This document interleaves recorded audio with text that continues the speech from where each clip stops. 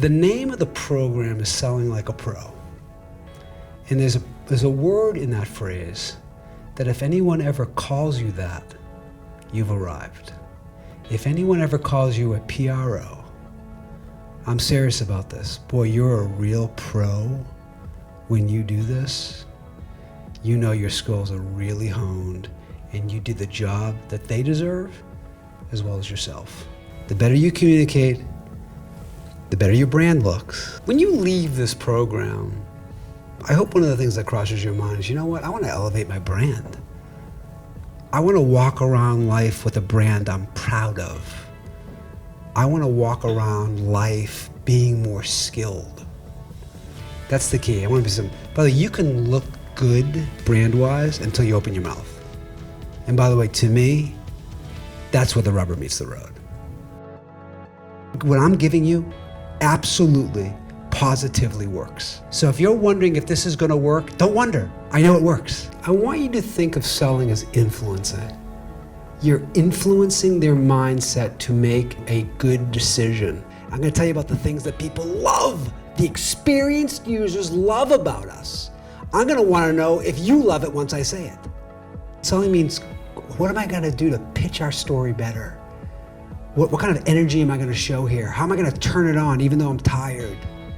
What am I going to do to ask better questions to be more compelling? That's selling, but it's time to perform. And what does that mean? It's easy for me to say it's time to perform. You need to know what that means. And we're going to start to drill into the skills and the structure.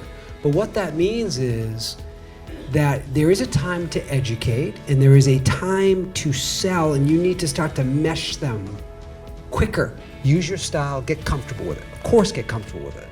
But I promise you what I'm going to give you works. Leadership is a privilege. If you become a leader, I hope you wake up and because you are a leader today, or if you become a future leader. You are a leader today, but if you actually start to lead people, that is that's an honor to do that. And it needs to be taken incredibly seriously because you are affecting people's lives. When you're in certain situations, can you pivot appropriately? I want you to hear this as a leader or as a contributor. Can you pivot appropriately based on what's in front of you and how the conversation's going? But this is a skill to do that. This is all about self-awareness. Are you present?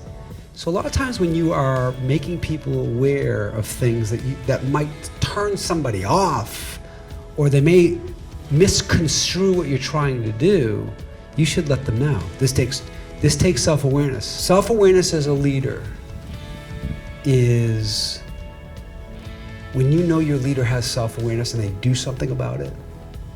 It's impressive. It's healthy. It's just healthy. You take on a leadership role, you want to be looked at as a leader, then you need to act like a leader. Can you be effective at questioning and not be a good listener? The answer is, how's that even possible? If you didn't hear what they said, how would you ask the next logical question?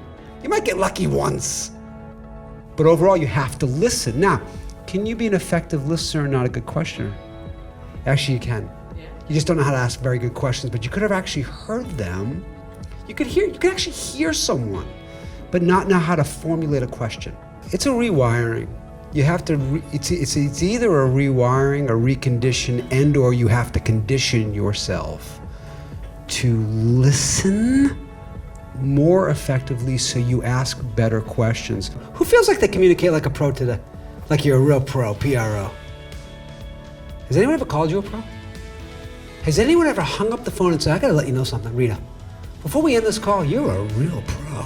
When people understand the skill of communication, they can start to converse with somebody, better understand their mindset. The goal of communication, especially when you're selling, I need you to hear this, is you need to understand somebody's optics before you give yours. Do you want another word for optics? Lens. Their perspective before you give yours. Most people don't do this. Stop giving your perspective until you understand their perspective. Would you start selling, for crying out loud? Get into it! I'm not kidding about this. You guys go into education mode so quickly. By the way, not It's not unprofessional.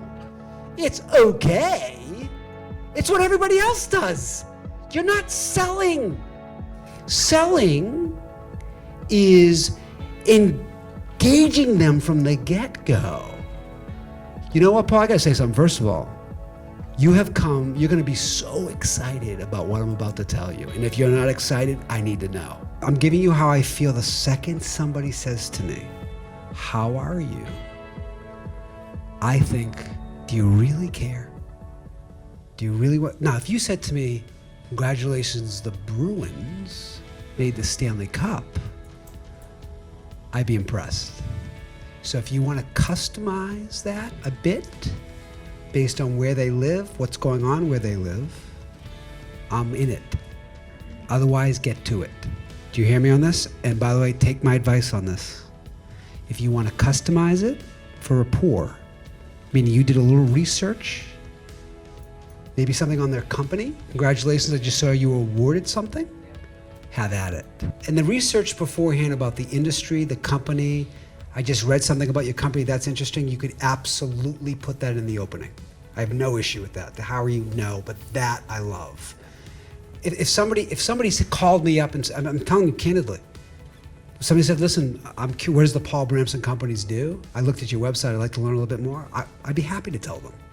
I would. People like to talk about what they're doing. You need to know that. That's a rapport thing.